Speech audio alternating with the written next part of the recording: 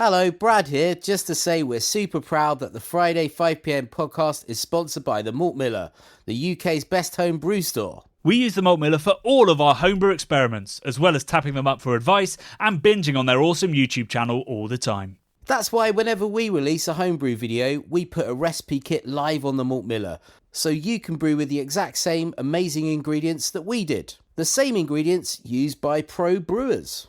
So alongside the Malt Miller's nitro-flushed hops, cold-stored yeast and milled-to-order malts, you can pick up recipe kits for our 5 Points Best Bitter, Russian River West Coast IPA, and now the fastest beer in the world, a hazy session IPA that goes from grain to glass in less than 48 hours. Sign up to their newsletter at tinyurl.com/Malt Miller to get 5% off your first order. With the Malt Miller's amazing customer service and Johnny's 48-hour recipe, you could order the ingredients on a Monday and be drinking the beer by the weekend. Speaking of which, it's Friday. It's 5pm. So enjoy this week's Friday 5pm podcast.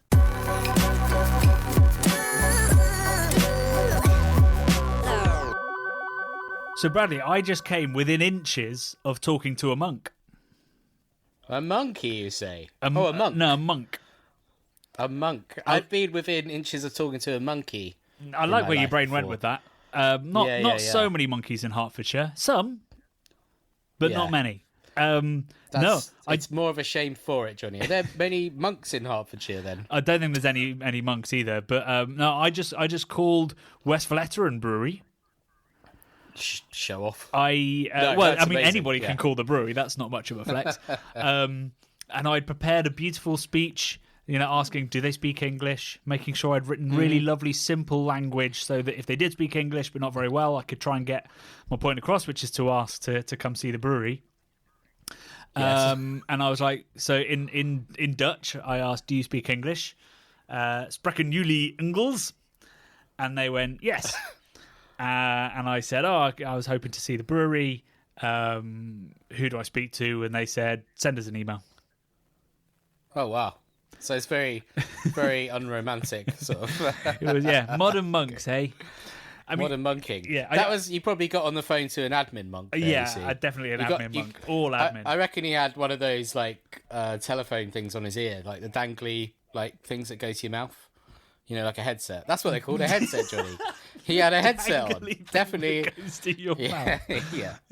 Do you think, do they actually shave the top of their head to get the monk sort of haircut still? Freya Tuck vibes? No, I don't. I'm not even sure any monk has ever done that. I don't know where that comes from, really. Definitely a thing. I mean, I've watched Vikings, a TV show, and the monks definitely do that. They shave the top of their heads. Yeah, but the difference between real life and... What do you mean? What? Telly. But it's real, Johnny. It's very, very realistic. You very must live realistic. in a very strange world if you think that TV is real. I mean, I kind of wish TV was real sometimes. Hey, craft beer channel's real. Well, right. We are basically TV. We're better than TV. Better than TV? We're more you personal, keep saying that. More personal than TV, Johnny. We're like TV if you could choose whatever you wanted to watch in the galaxy. We're like intergalactic television, like off of Rick and Morty, where there's just some weird and wonderful TV channels from the whole galaxy. In the galaxy, Johnny, we are the premier, the craft beer channel TV show that is streaming Interstellar. Well, safe to say, Brad's back. Yeah. How was Barcelona?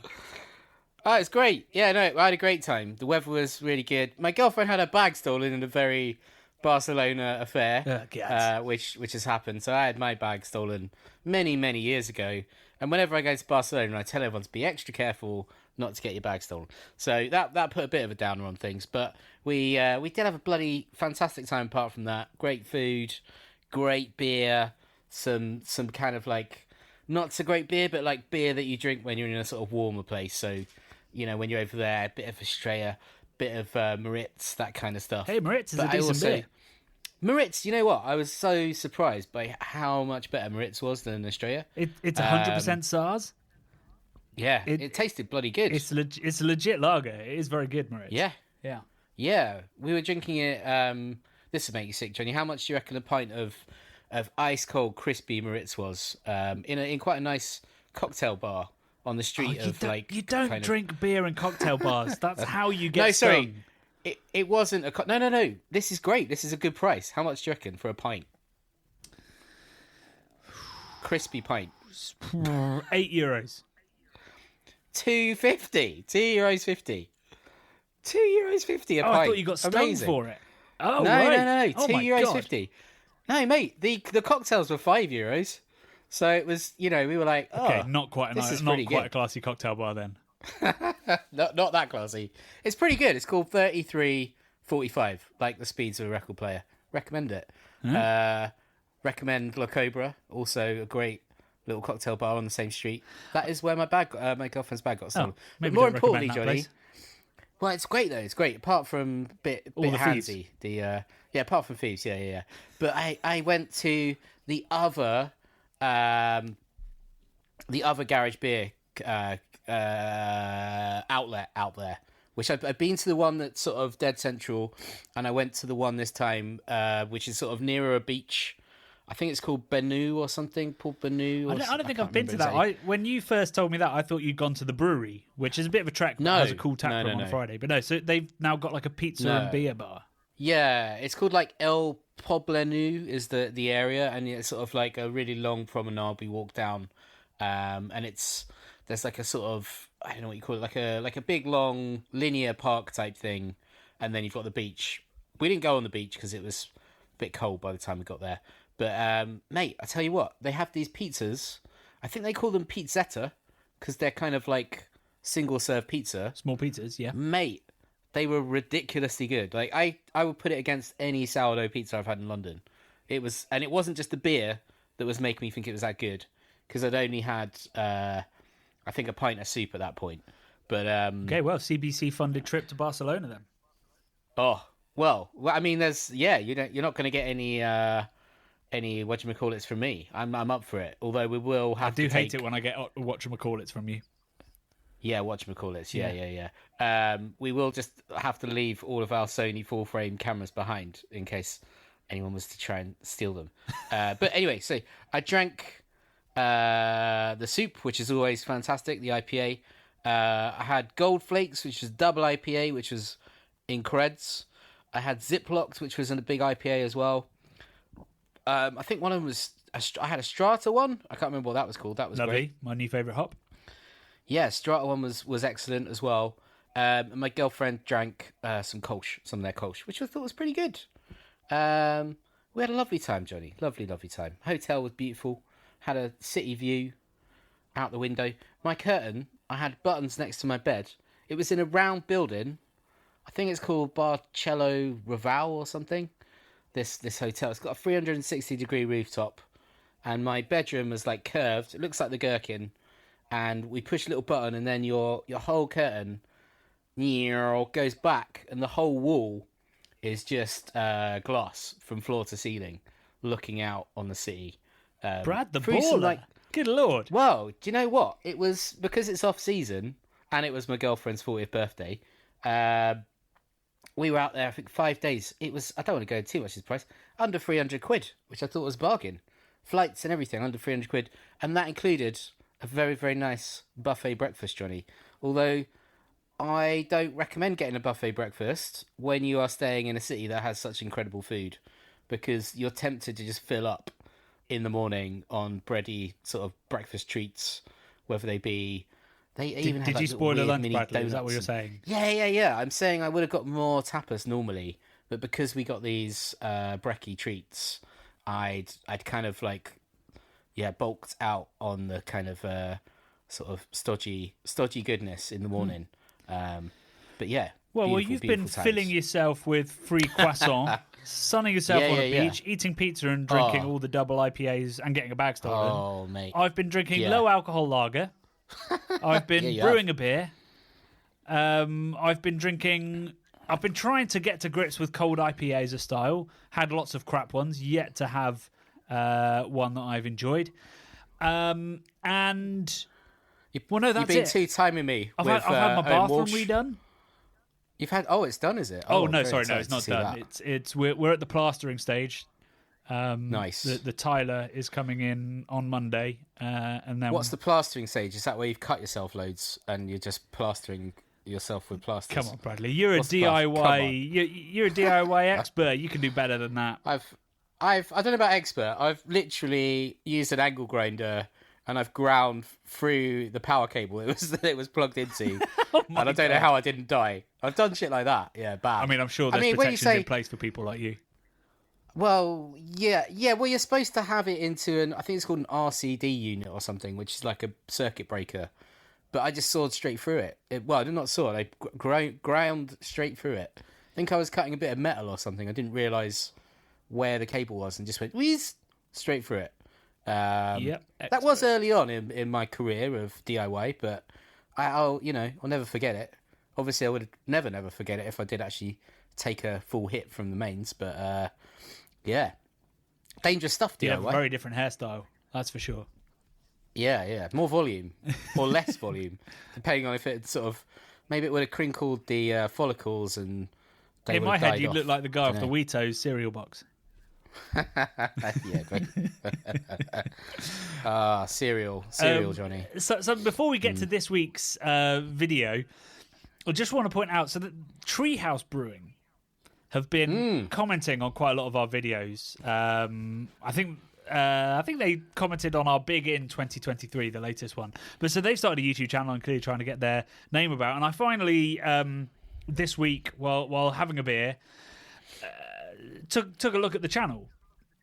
Go on. And there is a great video. If you are a real nerd about brewing equipment, brewing processes, watch their latest video, which is called Treehouse Brewing Equipment Tour, 60 Barrel Brewhouse. And it's literally just one of the founders going around talking through the system. It's all, firstly, it brings up questions about craft beer. Anyone that thinks that craft beer has to be like a physical process. It's all done from a control room with about 6 screens. But it's all controlled by a bespoke program that they still work with the software developers who are still making tweaks to make it better for them. Like, that's a sign of how deep they go, the attention to detail. But it's a great video. It absolutely fascinated me. 25 minutes flew by. Might not be true of everybody, but it's an amazing video, and I'm really excited to have a really great brewery, talking about what they do, especially Treehouse, because they're pretty clandestine. I've sent them countless emails to try and get into the brewery when we've been out in New England on those few occasions, and never even got a reply. But I did get to do a tour back in their old brew house, which he talks about, which was nice. Maybe maybe now they've got a mouthpiece to the world, Johnny. They might be more open to doing a sort of proper feature. It's possible. That'd be great, wouldn't it? Maybe I'll call them and then they'll tell me to send them an email.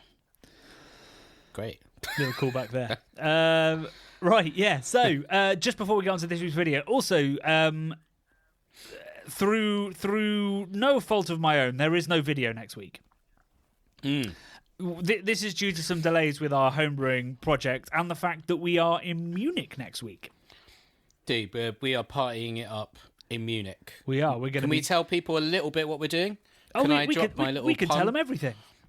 Oh, mate, we are hanging with the Fresh Prince. Oh, you're going to steal it. Of Bavaria. The Fresh Prince of Bavaria, Johnny. Is his name Leopold? Is that right? Leopold, yes. Mate, so I'm very excited. It's pretty cool. I've not met royalty before. No royalty at all? I don't think so. Other than Evan of the Colonel. Obviously he's beer royalty. Okay. So if we're talking about that, then I've met lots of beer royalty, but like genuine, sort of like blue-blooded characters. Yeah, this guy. So. I don't know whether I've explained the significance of Prince Leopold. Right, he is a direct descendant of. So working chronologically back, he lives in a castle, has a brewery. He's a direct descendant of the man who got married that was the original celebration that became Oktoberfest. Oh, shit. Yeah, that is amazing. He's also the direct descendant of one of the people that signed the Reinheitsgebot. Wow. So we're talking about 16th century, 1500s. Is he a vampire then? Is that what you said? Is, no, is he no, 400, it's 500 not, years old? It's not the same guy. Let's not open the interview with "Are you a vampire?" But yeah, so we're interviewing him, and hopefully we're going to see an original copy. An original copy? Oh, not quite dude. sure. A copy of that is incredible. Of the Reinheitsgebot and talk about that with him and his brewery, which is going to be amazing.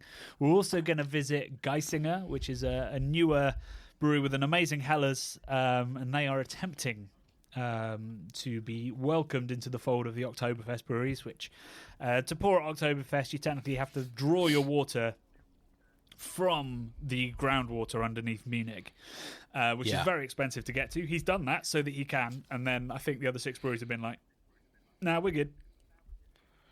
Yeah, that's the thing, right? You wouldn't, if you've got that cushy sort of guaranteed, like everyone wants to go to Oktoberfest in their life. You're not going to want to let someone else join the party, are you? And pop up a tent next to you. No. No way. That's exciting, isn't it? Yeah, so we're going to do a feature on them. We're trying to do more brewery features this year because as the comments from this week's video will show, you guys love them. And then we're doing lots of other things, including... so Brad's you've never been to Munich, right? Never been to Munich. Never been to Oktoberfest. Everyone knows I love Augustine Helles, and I believe we're going to get to drink it fresh. Yeah, well, that's what I was going to say. I'm going to take you on a highlight tour. We'll do Augustiner from an oak barrel. We'll go to Hofbräuhaus. We'll go to the Schneiderweiss tap room. Maybe we'll go to a Polana, a Hacker, a Tegensee tap room or restaurant. It's going Can we get an open top tourist bus around them, like Austin Powers, and have someone like Burt Bacharach singing to us? I'll tell you what, you do that, and I'll be in the pub. Romantic tour of the best beers in the world. Can we go briefly back to Leopold, please? Because you say he lives in a castle, Bavarian castle, super wealthy, blah blah blah blah. That's like Nicolas Cage. Nicolas Cage, I'm sure, has got a Bavarian castle. He's played a vampire in a film. We're talking about seeing an original copy of something, the Reinheitsgebot, and it's making me think of Nicolas Cage, National Treasure film, where he steals the original copy of the Declaration of Independence. Don't tell me you've actually watched that film. Oh yeah, I mean it's bad, but I think I've watched pretty much most of Nicolas Cage's films. Although I haven't seen Pig yet, which is he has said it's his favourite film he's ever done, and I still haven't watched it. Yeah, but which is mad, really bugging me. He's already built his tomb. Genius. I've been to it by accident. Have you? Yeah. In oh my God, what is happening to is my it brain? New Orleans? Yeah, New Orleans. New Orleans? Yeah. I know he's got a team in New Orleans, but oh wow, that's fucking cool. I'd love to go to New Orleans. Man, that's cool. I don't know where to go from there, but Nicolas Cage. I watched a terrible Nicolas Cage film the other night called Primal, Johnny. Terrible. Can I just go briefly tell you the story of it? Nicolas Cage. I was going to say no, but you're going to, aren't you? He hunts animals in the Amazon jungle, rare animals, which is bad. That's really bad anyway. But he's kind of portrayed as like a sort of hero type guy. So he's hunting all these rare animals. He finds a white leopard, a CGI white leopard, Johnny, that he puts on the back of his little van, and then he goes on a boat, like a big transport haulage boat that's going to America. And the last minute, he looks like Indiana Jones. At the last minute before they're going to leave, they put on a psychopath guy who's in like a sort of face mask and stuff because they're going to transport him back to America. Don't know why on a slow boat, but anyway, chaos ensues. This guy like basically eats people's faces off and kills them, and then he releases all of the animals. They're running around this ship, which they've smashed all the electrics on, and there's a white leopard thing that's eating people and chasing them down. Very badly computer generated white leopard, Johnny. So what they've done is they've gone, what if Life of Pi had a murderer on the boat as well? Exactly. It's like Hannibal Lecter meets Indiana Jones meets Life of Pi, and it's one of the worst films I've ever seen, I think. But I kind of still enjoyed it because he still brings his craziness to the role. Whatever he's doing, Johnny, just brings a level. He just brings it to 11. Yeah, you know what you're getting with Nick Cage. You just don't know why. Yeah. You just don't know why. You don't know which cage you're getting, but you're getting a cage, which is always good. But should we talk about getting out of cages, Johnny? Getting into tap rooms, getting into breweries, getting into Citra. That was a tortured twist. Yes. It was really tortured. Let's talk about this week's video, which was, as we say in the video, a story we should have told a long time ago. Mate, I don't know how it took that long, but it's incredible. Well, I think it took me moving most of the way to Peterborough. That's probably it, yeah. So this was the story of Oakham Citra, the first Citra beer brewed in the UK by a month or two. Hey, Bradley, do you remember when I used to forget to turn off the chiller? Oh, yeah. Yeah, we've got that again. The killer's just great. kicked in. Anyway, yes. So the first Citra beer made in the UK, and also still the brewery that uses the most Citra in the UK. And you can see why, because they add it just about every second that the brew is happening. Yeah, it was incredible. Like, so many processes I've never, ever seen before. Can I just divert you one more time, Johnny? Can we have a Killers cover band that's called the Chillers, and we just do Killers covers, but we change the words to beer-themed words? What do you reckon? The Chillers. What instrument are you playing? I can't play any instruments, so probably I've got a pink Telecaster. I'm the bear. Yeah, I'm the Bears. Yeah. So I'll just have a tambourine or something. Yeah, and just shake around a bit. Yeah, I could just dance. I could be an interpretive dancer. I reckon I could do that. Let's do that. The Chillers. Cool. Right, amazing. Yeah. I'm distracted by that, and I'm not going to turn the chiller off this time because it's so vital that the beer that we're fermenting warms up. Yeah. That I can't take any risks, as you'll find out in 2 weeks' time. Back to the video. So you saw the final edit actually, because you approved it. You're like, sweet, don't change anything. You enjoyed it. You think we captured the essence of Oakham? I honestly, you edit all the videos. I said to you this one, I was like, mate, it is perfect. There's something about the people we spoke to, and just being in that place, drinking that beer, that was very, very special. And I think it's just we both loved that beer for a long time, and it sort of felt like coming home to something. And I feel like a lot of people it holds a special place in their hearts, that beer. So it was just a joy, I think, to watch. It was a joy to be there. Kind of a miserable day in terms of weather and stuff, but absolute joy. The heat and the radiance that came off from and the enthusiasm, Johnny, off of that boat propeller, that was in the mash or wherever the hell it was, through to every other little sort of tea bag situation they had going on, whatever weird processes they were doing. It was all fantastic. I absolutely loved it. Good, yeah. I mean, I thought it was one of those stories that wrote itself, particularly when you have somebody like John, who's just a great storyteller. Yeah. The stuff we had to edit out, there was a lot about a hat. The hat was great. The 100% beaver hat. Yeah, that had to go in the end. Yeah. and lots of other bits that sadly got ended up on the cutting room floor. Kill your darlings or kill your babies, or I forget what the phrase is, but sometimes the good stuff has to go to make the whole thing work. Talk to John about being almost like the feeling of going to that consignment of Citra out in was it Yakima he was in?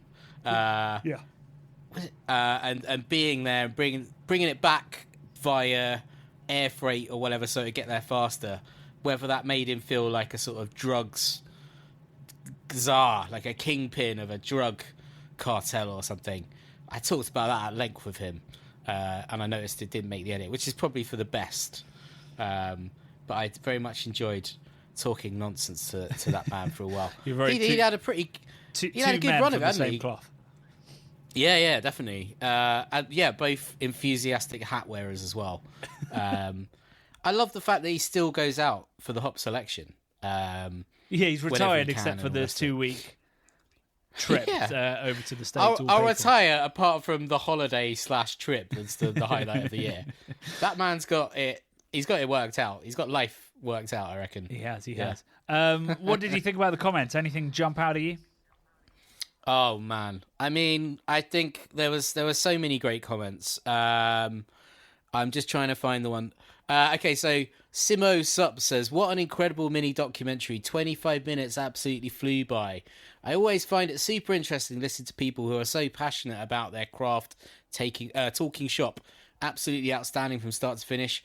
I'm going to pop out and pick up a few bottles of Oakham for this weekend." I mean, that's a great thing to do. Simo, it's what we most want to hear in the comments. If somebody says, "I'm going to go out and buy that beer," that's kind of job done as far as I'm concerned. Exactly, and I love that. And all the comments were like massively positive as well. What about you, Johnny? Did you find anything that was stuck out? I got two fun ones. One was from great name here, Kez Shalakum. I love Kez Shalakum. That's a great he said, name, "Guys, this is one of my favourite episodes you've done. Very informative and had me hooked like it was David Attenborough doing the narrating." It definitely wasn't, but I appreciate the compliment, mate. I think you are the David Attenborough of the beer world, with your narrative stylings. You just need to get a little bit huskier, Johnny. Yeah, maybe smoke 100 fags a day for a while. No, I don't think David ever did that. No, I don't think he did. I think he's just old. He's and just he always old, whispers, isn't he? which I guess comes from he used to be on doesn't want site, to scare the animals. you know, so he didn't scare the animals. But now he's just in a studio, exactly, and he's just like, no, this is my signature. He's he is the originator of ASMR, right? I think he is the daddy of the sort of ASMR broadcaster. Yeah, definitely. There you go. He has to be, right? I also really enjoyed a comment from Lindsay Holman. He says, "Love Oakham. Yeah. I moved to the UK in 2001 and worked in Peterborough for 4 to 5 years.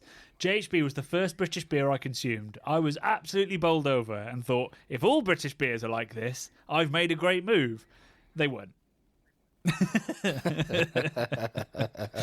So yeah, I'm sorry if you were, given a false impression of how good all beer is in the UK. He does go on to say that he did discover lots of other delicious beer, but yeah, drinking Oakham as your first beer, if it was in good condition, you'd be like, oh my god. But sadly, still not all cask beer is as delicious or as what's the word I'm looking for? Like unique, all the Oakham beers have a unique character to them, from heavy hopping, the yeast strain that we talked about, the Maris Otter, all these things come together to create very special beers that maybe not everybody does because they don't have that attention to detail or willing to spend that much on ingredients or traveling to the US to get the right hops or whatever it is. But yeah, I mean, Oakham there were lots of comments saying one of the most underrated breweries in the country, and that's totally right. They deserve all the commercial success they have, and they deserve significantly more as well. Big time. I'm struggling to find them, Johnny. We had comments about the music, which very much sounded like what are they called? Arcade Fire. Yeah. It wasn't Arcade Fire. It was very much a rip-off, and the band. So we got that. We get royalty-free music from YouTube. Do you want to know the name of that song? What they'd called it, the artists? Yeah, is it No Cars Go, or I can't remember what the song is. No, it wasn't No Cars Go. No. The song is keep the car running. Keep the car running. And they called this The Motor Hums. That's excellent.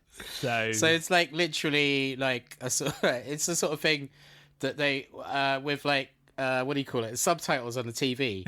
They might describe keep the car running as the motor hums. And then the motor hums. That's brilliant. The motor hums. Wow, that's brazen. What are they called? Are they like barcade tires or something? Let's have a look. I mean, I loved it. It's great. But, I mean, I'd be pretty pissed if I was like... Although, didn't Arcade Fireman, isn't he a nasty piece of work? I think he is, I think that's come out. Okay. They were called the 126ers. The 126ers? Yeah. And that sounds like a motorcycle gang. They'd done a whole load of, rip-offs of Arcade Fire that I could have selected. Brilliant. There was all the big hits from Arcade Fire were... absolutely brutalized by the 126ers. So maybe more will make an appearance, but probably I'll go back to our boy Otis McDonald. It just didn't, choosing the music for our pieces is really tough. And I always wanted the Craft Beer Channel to have a kind of musical identity, so that even if you were just listening, you'd know what it is. And Otis McDonald was the only artist that really fitted across everything. And that's the first time I haven't used him, probably in 3 or 4 years. But it just his kind of West Coast hip hop remixes just didn't really suit a real ale brewery in Peterborough somehow. No, it's not very Peterborough. I want to apologise to anybody who lives in Peterborough. I keep sounding dismissive of Peterborough. It's not that I'm dismissive of Peterborough. It's just that it's not known as a brewing. It's not really known for anything other than surprisingly having a cathedral. Yeah, no. I thought that brings me on to a comment. Where is it? I think I've. Oh no, I might have missed it. There was definitely a comment about a crawl around Peterborough and where to go. It might be this comment from John P. Good stuff. Been going there since I first moved from Rutland. Normally do a crawl around Peterborough at least once a year, calling in there, meaning the tap, and Charters, another Oakham outlet, which is on the River Nen. Yeah, that's a boat. It's a boat. Amazing. Yeah. Oh, is it the River Nen? The River Nene. Nene. Neen, probably Neen, isn't it? Yeah, not Nana Cherry.